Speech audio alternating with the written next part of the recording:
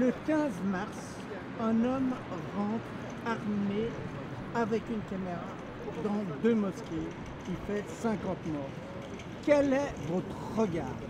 Vous qui avez créé les deux mondes, c'est-à-dire vous faites le rapprochement entre les musulmans, les juifs et d'autres religions. Quel est votre sentiment aujourd'hui, ce soir, ici sur la place des Nations? Écoutez, mon sentiment, c'est un sentiment d'horreur, consternation. Je n'ai pas d'autre moyen que de dénoncer ce type de violence, ce type de haine, ce type de terreur et d'exclusion. C'est un personnage qui, par ses actes, cherche à nous déshumaniser, mais plus encore, il cherche, par sa manière de faire, à faire de nous le support de sa propagande. Donc il est clair que nous devons être ensemble pour combattre ce qui est un danger pour tout être humain. Tout être humain a le droit de vivre dans la paix et la sécurité, et ces gens, avec comment dirais-je, la pensée politique et idéologique qu'ils ont, sont un danger pour l'humanité. Ne s'excuse pas. Le Premier ministre australien... Oui, c'est mieux, oui. autorise la diffusion en direct du massacre de 50 innocents. Des hommes, des femmes et des gamins. Bonjour, nous sommes ici pour en fait exprimer notre opposition à toute forme de terrorisme, qu'elle touche des musulmans ou d'autres communautés. La réalité, c'est qu'aujourd'hui, ce qui s'est produit montre que circulent des théories de l'extrême droite qui sont reprises par des malheureux qui en viennent à une violence inconsidérée, terrible pour beaucoup de monde. Et la réalité, c'est qu'il y a des responsabilités dans tout cela. Il y a la responsabilité des médias qui véhiculent à propos de l'islam une image très souvent inquiétante et qui confondent finalement l'islam et le terrorisme. Il y a la responsabilité des hommes politiques. J'aimerais simplement souligner que Marine Le Pen, qui s'est constamment exprimé contre les étrangers qui viennent occuper la France, eh bien, ce malheureux, ce criminel a repris cette idée et a regretté le fait qu'elle n'ait pas été élue en 2017. Et il l'a exprimé dans son manifeste. Ce manifeste a pour titre en première page le grand remplacement. Donc c'est une thèse de Renaud Camus qui a été reprise et qui montre en fait une inquiétude contre l'idée d'être envahi par les musulmans. Et cela circule au niveau d'intellectuels qui sont en quelque sorte obsédés par l'islam et aujourd'hui doivent prendre la mesure de leurs responsabilités parce que cela se traduit de cette façon-là par des tueries et même par un acte qu'on peut appeler vraiment terroriste. Ma dernière question, il y a aussi une grosse erreur par les Américains. Facebook, on a 17 minutes, c'est la durée de la vidéo que Facebook a laissé diffuser de la tuerie. Écoutez, moi, au niveau du fait que cette information a été véhiculée de cette façon, bien entendu, ces images d'horreur ne devraient pas circuler comme cela, mais en revanche, elles montrent jusqu'où va la barbarie, parce que ces gens-là sont venus dans un lieu de culte pour adorer le Seigneur, et puis ils ont été massacrés. On a pu voir de quelle façon. Il y a là une haine qui s'est développée. Aujourd'hui, il y a un signal d'alarme à travers cet événement. Il faut que tous nous luttions contre l'islamophobie qui est devenue un fléau mondial. Il faut que nous ayons un dialogue beaucoup plus ouvert, beaucoup plus humain les uns avec les autres pour condamner le terrorisme sous toutes ses formes.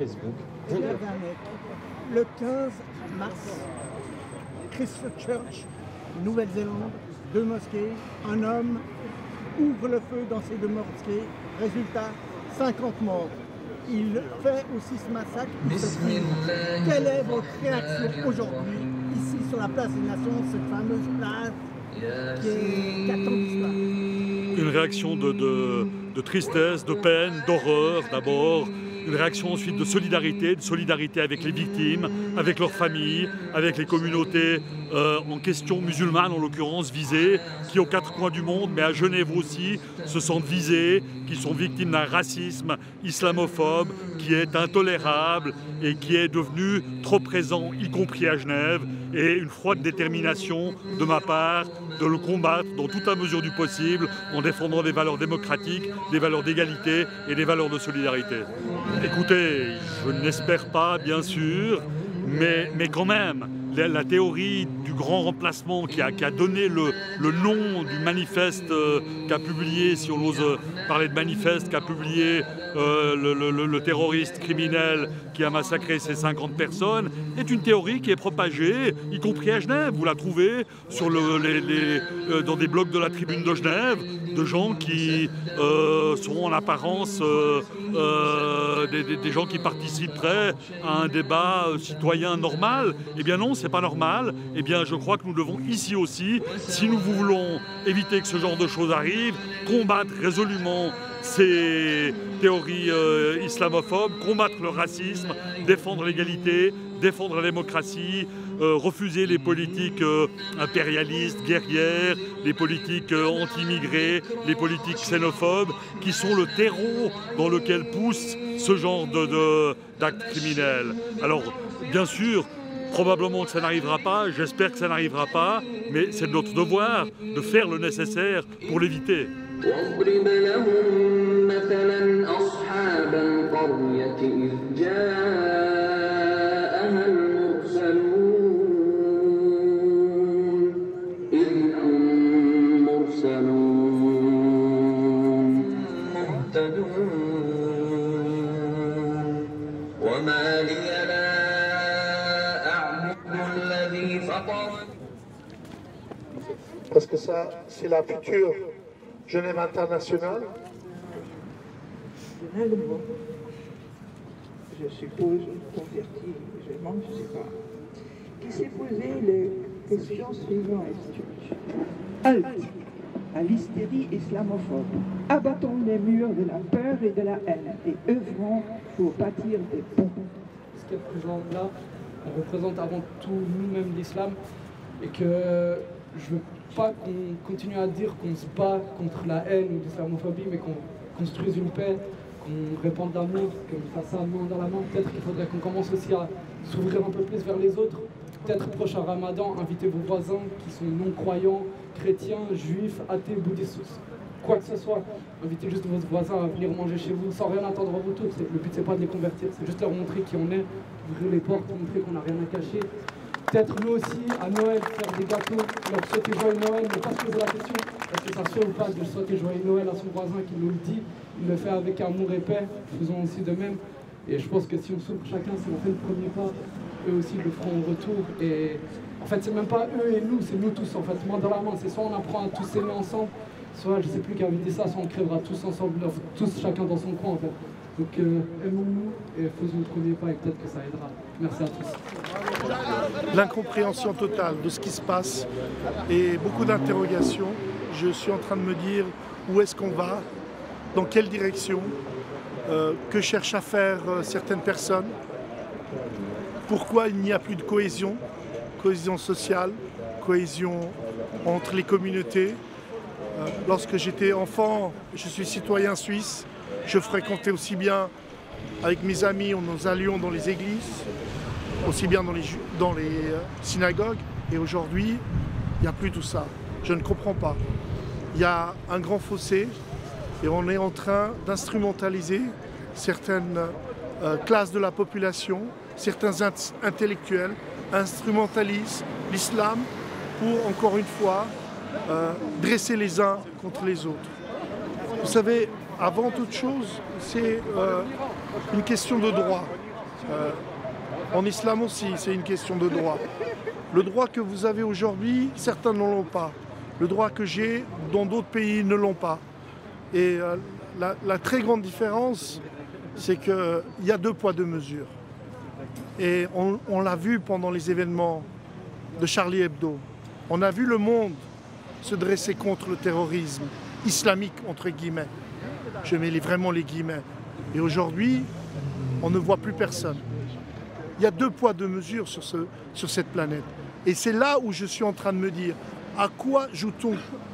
Que cherchent à faire les autorités?